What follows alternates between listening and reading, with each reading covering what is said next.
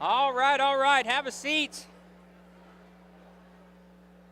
As you're sitting, I need you to turn to someone next to you and say, it's about time that preacher got back up there. Real quick, do that. I appreciate so much your prayers over the last 5 weeks. So thankful to be back with you. I am doing better, still have some room to improve and room to grow, but appreciate all the prayers. The kindness that you showed our family was overwhelming, and we are so thankful for that. We're going to talk about soul food today, but I know many of you just changed your plans to go to Dots now rather than where you were going to go for lunch. But that's not quite the kind of soul food I'm talking about. And I want to start by saying this. In my experience, there are at least two subjects that will start a conversation with just about anyone. When you get right down to it, there are two subjects that will start a conversation with just about anyone. And you probably already know what I'm talking about, but just in case, I'm not talking about asking someone how they are or how they think the weather is. I'm talking about a subject that will start people speeding down the conversation's superhighway. Two subjects which always lead to strong opinions and often flared tempers. What are those two subjects? Politics and religion. Oh, fun times, especially during an election season like we are in right now. But don't take my word for it. Try it out and see if I'm right. It seems that people are either afraid of the one or they are experts on the other. And this being an election year, politics takes the lead in just about everything that's going on around us. What we hear, what we see, the radio waves, the televisions, it's everywhere. And there appears to be no end to the constant battle between political parties. Left and right, pro and con, right and wrong. In essence, politics has become a tug of war. And I'm not telling you anything you don't already know. We see issues and images and principles and priorities. Careers and constituents are thrown into the lion's den of this thing called the political arena every single day. And in the midst of all the confusion that's out there about what people actually believe or what they don't believe, in the midst of all of it, there is one political certainty, and it is this: candidates will go to great lengths to secure your votes. They will do just about anything to get you to vote for them. Now, last I checked, it was still illegal to buy votes, but tens upon millions of dollars are spent on campaigns to let people know what each candidate offers. Elect me and I will lower taxes. Elect me and I will push education reform and improvements. Select me and I'll see it to your section of town get special attention. Elect me and I'll make jobs more available in your community. Elect me in elementary school and I will put root beer in the drinking fountains. On and on it goes. We have all of these different promises that are thrown out there, and where it stops, nobody knows. But there is this one certainty. There is a carrot that is constantly dangled on a string right in front of our faces. And so what happens is we pledge our vote for a promise that some political person makes. We trade our allegiance for trinkets or for colorful election buttons. And in my opinion, it gets really old really quick. But this is really nothing new. Can you remember back to when you were a kid? Some of you, that's not long ago. Some of you, it's quite a long time ago, and that's okay. But can you remember back to when you were a kid? I remember walking through the aisle of the grocery store with my mom and seeing that box of cereal.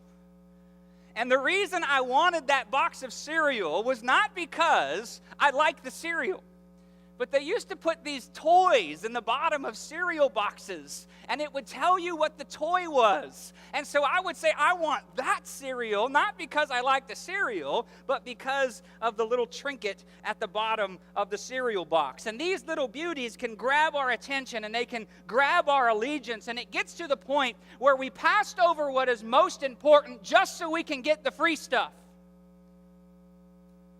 And it seems to me that in the society that we are living in, we would rather hold a 4-leaf clover for luck instead of get out there and try to make something positive happen. It seems to me that free draws a crowd. When I was in high school, I played basketball with a guy named John White.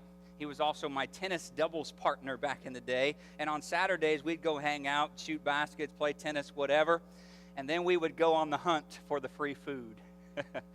There would always be a furniture store or something that was having free wings, and we would go gorge ourselves on the free wings that were being offered because, we didn't care about anything. We just wanted free because free draws the crowd. And anywhere you find something for nothing, you can find the crowd not too far behind. Go to John 6 with me. We're going to spend all our time right here in the 6th chapter of John.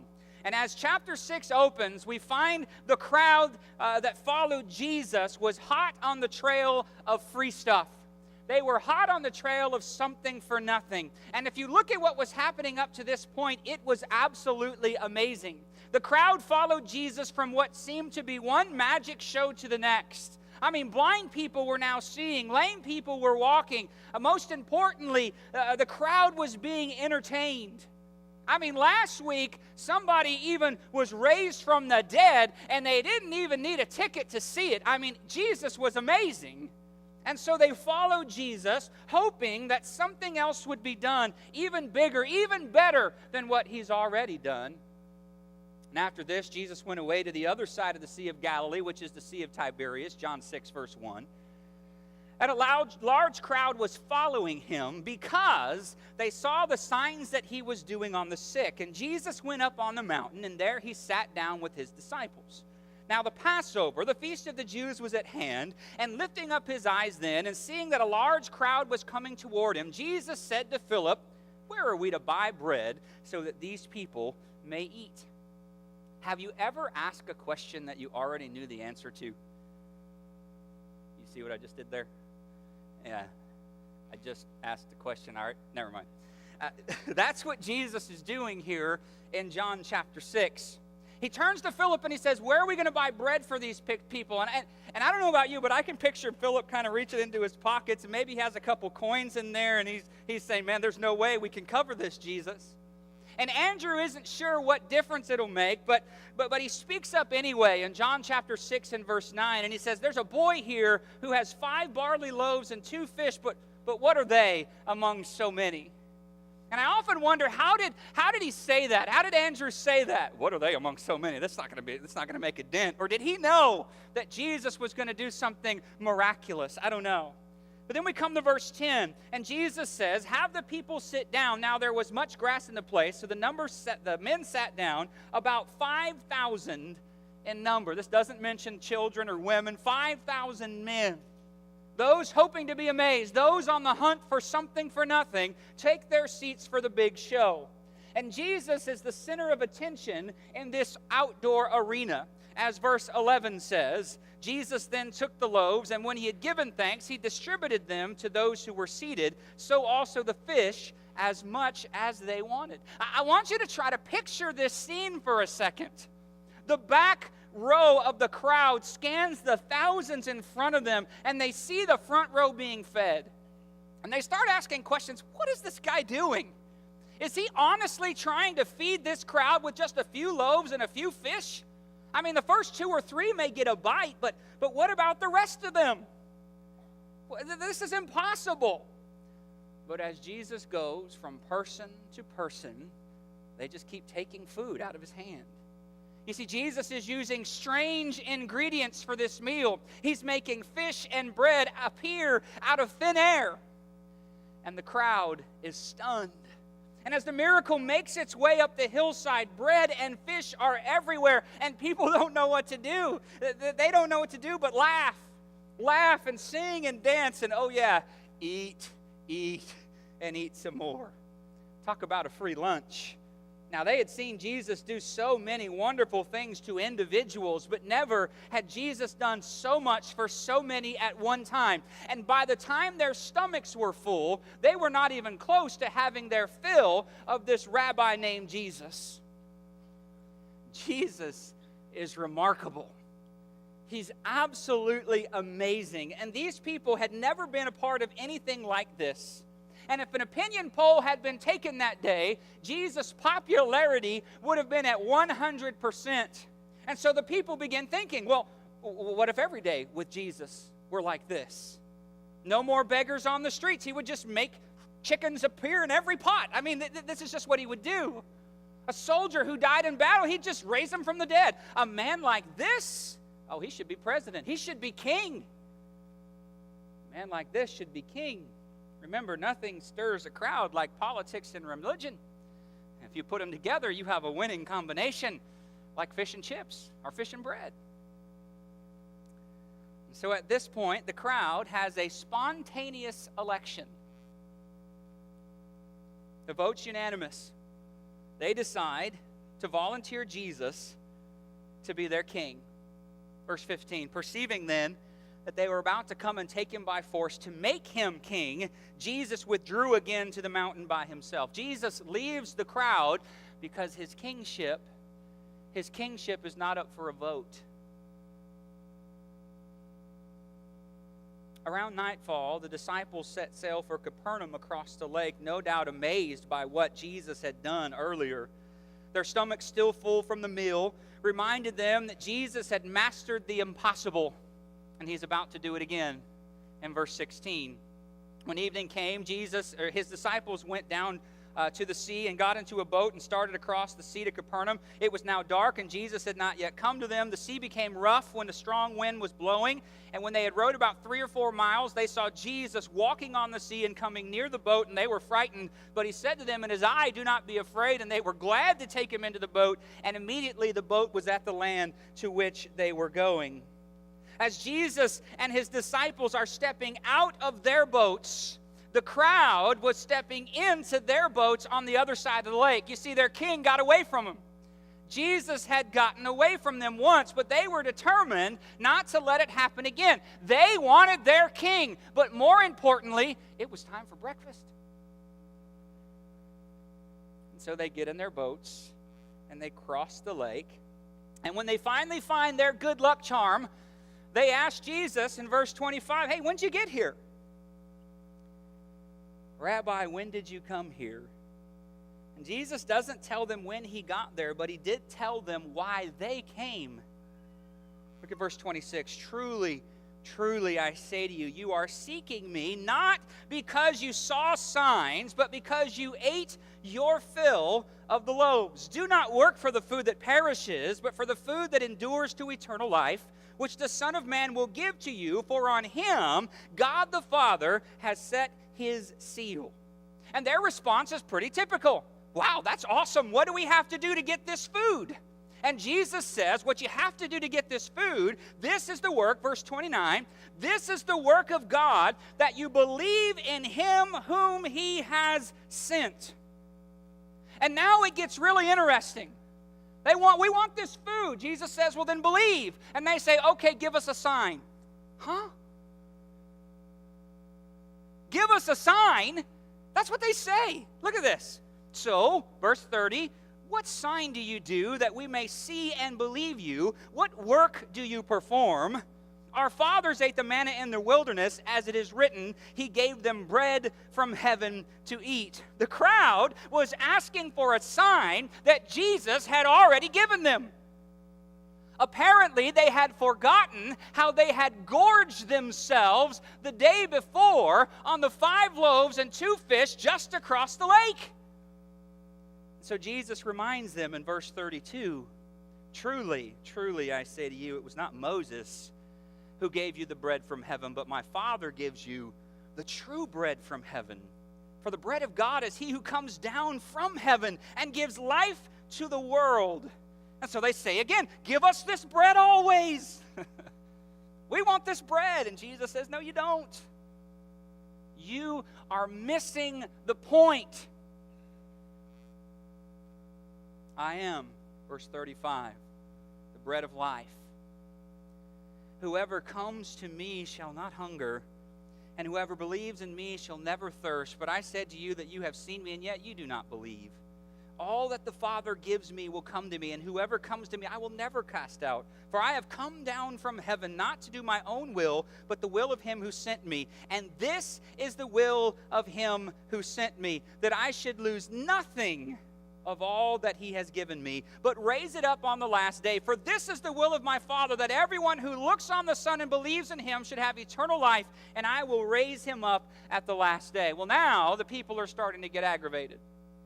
Their stomachs are grumbling, and they begin grumbling. They say, what's this guy saying? Who does he think he is? We know him, we know his family, and Jesus isn't done yet. He said, stop complaining and listen to what I'm saying to you. Verse 47, truly, truly, I say to you, whoever believes has eternal life. I am the bread of life. Your fathers ate the manna in the wilderness, and they died. This is the bread that comes down from heaven, so that one may eat of it and not die. I am the living bread that came down from heaven, and if anyone eats of this bread, he will live forever. And the bread that I will give for the life of the world is my flesh. And the Jews disputed among themselves, saying, how can this man give us his flesh to eat? And Jesus says in verse 53, truly I say to you, unless you eat the flesh of the Son of Man and drink his blood, you have no life in you. Whoever feeds on my flesh and drinks my blood has eternal life, and I will raise him up on the last day. For my flesh is true food, and my blood is true drink, and whoever feeds on my flesh and drinks my blood abides in me, and I in him. As the living Father sent me, and I live because of the Father, so whoever feeds on me, he also will live because of me. This is the bread that came down from heaven, not like the bread the fathers ate and died. Whoever feeds on this bread will live forever. And when Jesus finishes, you could have heard a pin drop. This was difficult for them to understand. Crowd didn't know what Jesus was talking about, but more than that, it was clear that there would be no more show today. There would be no more free food today. Show was over. And I guess this bread was just too hard for them to swallow. And so they turn and walk away from Jesus. And I want you to notice that Jesus does not chase after them. He is not about to force feed them the bread from heaven. And I say all of that. We've gone through all of that here in John 6 this morning to say this. This crowd was interested in what Jesus would do for them rather than what they could become in him. Did you hear what I said to you? This crowd was only interested in what Jesus would do for them rather than what they could become in him. And Jesus saw through them. He looked at their hearts. And the people looked at Jesus and they saw a man who could give them something for nothing. And this crowd would have followed Jesus' breadcrumbs anywhere. But when the free food ended, so did their commitment. When their fancy was no longer being tickled, they were no longer interested. Question of questions. Why are you a follower of Jesus Christ? Why? Why do you follow Jesus? That's an important question for you to ask yourself. It's an important question to know the answer to. Sometimes it seems it's only what Jesus can do for us that keeps us loyal to him.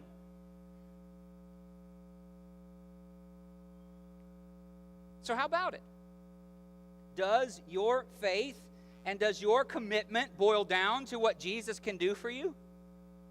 Does your religious fervor hinge on whether or not the bread and fish keep coming your way? Have you yourself looked Jesus in the face and said, give me a sign? Because signs and trinkets take the place of faith when your love for Jesus depends solely on your feelings alone. You see, when being healthy and wealthy is more important than being poor in spirit, we've got ourselves a problem. When your attendance at church relies more on the quality of the daycare ministry rather than the quality of your spiritual life, we've got ourselves a problem. When dessert socials grab your attention more than Bible studies, we've got ourselves a problem. when you promise your allegiance to God, if He will get you out of the particular mess you find yourself in that day, we've got ourselves a problem. And what happens, and I need you to hear this, what happens is we try to obtain a faith that costs us nothing only to get a bankrupt religion that's going to cost us everything.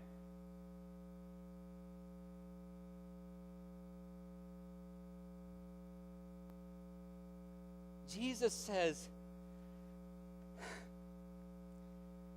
the real prize is not in the things that I can do. The real prize is not in the free bread. The real prize isn't even in the healing of the physical sickness that you might find yourself in. The real prize, the true gain, and the true life is found in a relationship of oneness with the source of life itself, and that is Jesus Christ. And Jesus says, if you think the bread of this world will fill you up, then you've never really been hungry.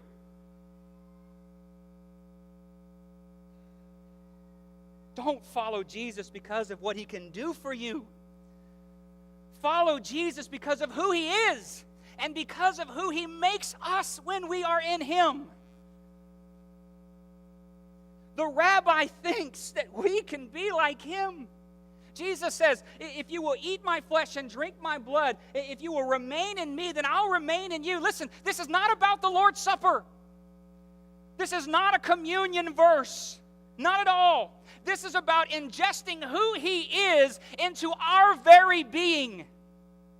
It's about saying, I want to think the way that He thinks. It's about saying, I want to act the way that He acts. I want to love the way that He loves. That's what it means to take the bread of life, to eat His flesh and to drink His blood. It's to become like Him. Everything about Him must become who we are. That is true communion. After the crowds walk away, Jesus comes to His disciples and He says, hey, you guys want to go away too? And in verse 68, Peter answers with, I think, the incredible, greatest answer that he could have given them. He says, Lord, to whom shall we go? You have the words of eternal life, and we have believed and have come to know that you are the Holy One of God. Do you know He's the Holy One of God? Chase after trinkets, chase after the free stuff, and you will die of starvation. Follow the bread of life, and you'll never be hungry again.